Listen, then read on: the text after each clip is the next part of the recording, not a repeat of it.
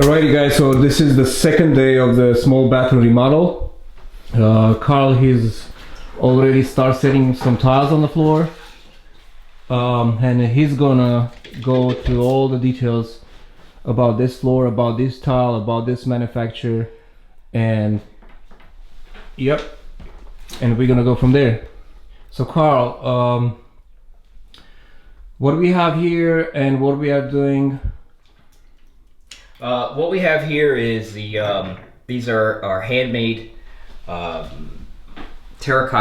terracotta tile. Each tile is unique to one another because of the sizing. Being that it's handmade, there's a lot of imperfections. There's different colors in the glaze. So these are a lot of different things that I'm working with sizing. So in this process, on this particular job, I'm not using spacers. I'm using, what I did is I went ahead and balanced the room as according to what we have as far as a base. So I got the measurements for the base, which is this line here, which gives me the reference of that it is 1 inch. So it's very important in my layout that once the base is on and the tub is in, I wanted this same piece to be right up against the base so that there is no deviation in that balance. So that was how I balanced it. Instead of balancing it from the actual wall and then losing 1 inch, then it's not balanced as far as the finished product. So I went ahead and made some cuts, took a reference line, reference marks off of the tub here, which I know is square, and I went ahead and chalked the line. Now I have all my cuts that are going to be consistent up against the tub, and also once the trim goes on the wall, everything is okay. So in this job, we actually have a pattern that was designed by the homeowner that I have to abide by, her pattern. If you notice here, it's 2, then 2 of this color, then 2 of this color, and it repeats all the way through. Okay, so it's very simple, but it can, you know, you have to start correctly in order to keep the pattern correct. So this is what we're using as a guideline. I'll go ahead and look at this every once in a while just to make sure that I'm correct. The thin set that we're using on this floor is Ardex X77, which is it's a chemical dry thin set. It's also latex modified, so it's a modified thin set, but it has a pot life, open time, I'm going to say, of about 1 hour. So it gives me a little bit more working time to go ahead and maneuver the tiles the way I want to. Being that the tile is so irregular in size, I want to go ahead and kind of play around with them a little bit so that they, you know, everything fits in. So I'm not using spacers. I'm giving it the smallest grout line possible in here, which is roughly, some areas it can be from 1/8 of an inch, some areas it could be almost 1/4 of an inch. But the fact that they're handmade, this is part of the nature of the tile, and it is a look that the homeowner wants. So it's very, very varying in size and shade. You see the color of this one compared to this color of this one. Some of the tiles are slightly thicker than others, so it's definitely you know, I'm trying to get them down. The thicker ones get them down, the thinner ones build them up a little bit so that I can keep the floor as flat as I possibly can. Okay, so every tile... I'm sorry to interrupt you. There is a specific way. Why did you start with a closet? I started with the closet because I initially started at the door, so I already have the layout, which was approved by the homeowner, with the half a tile there. So I started at the closet because I won't be able to get there. And then the other thing is I want to tie this first row in, which is very important. So I tie this whole side of the bathroom in here with the pattern being consistent. Then I'll go ahead and pull back, and I can go ahead and complete the bathroom floor today. So I didn't start back here because it was very important to make sure that the door lined up correctly. If it were a tile that was nominally the same, I could have started back here just by taking measurements and starting this way and pulling back. Being that this tile is so irregular in size, I could actually take measurements and be off a ½ inch at the doorway, which is not acceptable. So the doorway, I definitely wanted to please the eye with the doorway and make sure that everything was balanced out and laid out properly. So that this is another amazing installation.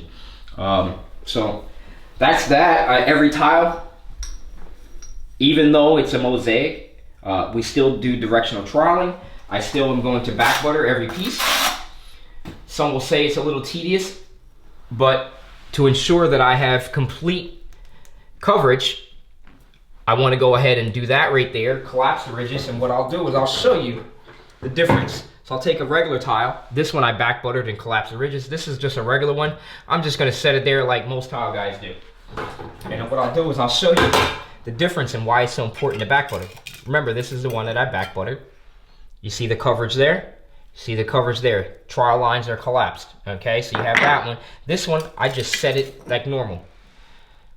Decent coverage. It is decent coverage, but the fact that there are these open areas, which is a weak spot. So if someone were to drop something on it, this tile would have a high probability of breaking. Okay, so we want to go ahead and do that. What trowel did you use? I'm actually using, which is a 1/2 by 1/2 Euro notch trowel made by Ruby. It's a very good trowel. You definitely can collapse the ridges very easily with this and get great coverage. And that's why I chose this trowel for this situation.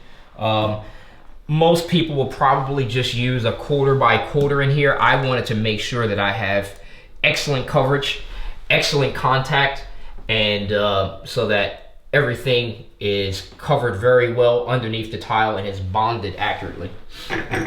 All right, so Carl is gonna continue to set up more tiles on the floor, and then we're gonna go back to you in a bit. All right.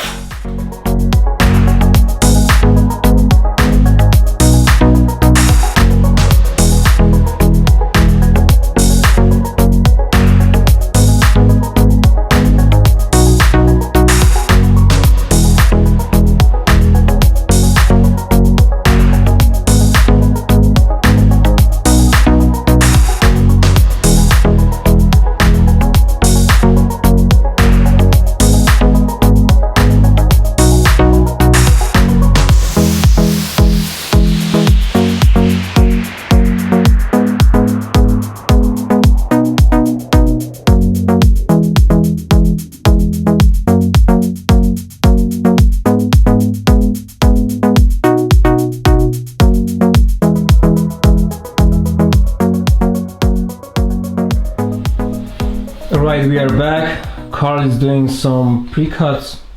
Aye. This is not to be taken very lightly. Between the pattern, the thickness variation, the thickness of the tile, the size difference is very challenging, and I want it to come out right way, in the right way. I've got different things they're competing with. I've got the wall here, which it is not exactly square. I've got imperfections everywhere, and at the end of the job, my responsibility is to make it look as flawless as possible, dealing with the situation. So I am being challenged a little bit on this one, and trying to keep the pattern consistent. Checking back to my sheet here for reference, making sure that everything is correct, because the last thing I want is to install these tiles and I made a mistake on the pattern. The thin set that we're using on this project does not like to be taken up. It is not one to be taken lightly. It will not come up easily. And that is the whole point, that we want to make sure that we have a great bond. This product, X77 by Artex, definitely is that product. So just going to take my time and keep going. I will have this floor done today. This is not a project that we can rush with just because of the different variables and everything else that's going along with it. So so you can see he's pre-measuring and pre-marking every tile for the toilet flange. And as what he's using the toilet flange ring, which gives him exactly the same radius, the same size for the toilet flange. So he's using it as a template by marking every tile which is going to be surrounding the toilet flange. So this one will go here, and this one will go here. And what I do is I just make some reference marks, and then I'll go ahead and use my template and mark it, and then take it outside. Make those cuts outside, not in the home, so we don't want to contaminate the area with a lot of dust and those things. Inside the home, we will use a wet saw, and I go ahead and prepare my prepping area with a soft drop cloth underneath to protect the floor, and then over top of it, I will use a blue tarp or a tarp underneath my saw. I will also use zip walls and plastic to quarantine my working area, so I am not making a mess in the homeowner's home. So we like to protect the home. It also keeps me from having to clean up at the end of the job. Everything is nice and contained. So when we leave, the house looks just as good as it did before we walked in, or better. So those are like the things that we like to do. Beautiful. Question. What do you use to cut that radius in this situation with those tiles? In this situation, to cut the radius, we're going to use a angle grinder. I prefer cordless. Frees me up a little bit to without a cord. So I'm going to use an angle grinder, a cordless angle grinder, and then I'm also going to use a mesh turbo blade on my angle grinder. There's a lot of different ones out here that we like to use. I like to keep a variety, different blades for different situations and different materials, also different cuts. So I'll be outside. I'm going to go ahead and cut those outside shortly after I finish laying this out. The toilet supply line, I'll go ahead and drill that. Instead of doing a square notch, I'll go ahead and use a core bit and cut the actual hole. I leave a little bit of play around it, so that when the plumber goes ahead and does his finished plumbing, he can just put a scutcheon over top of it and everything looks nice and neat.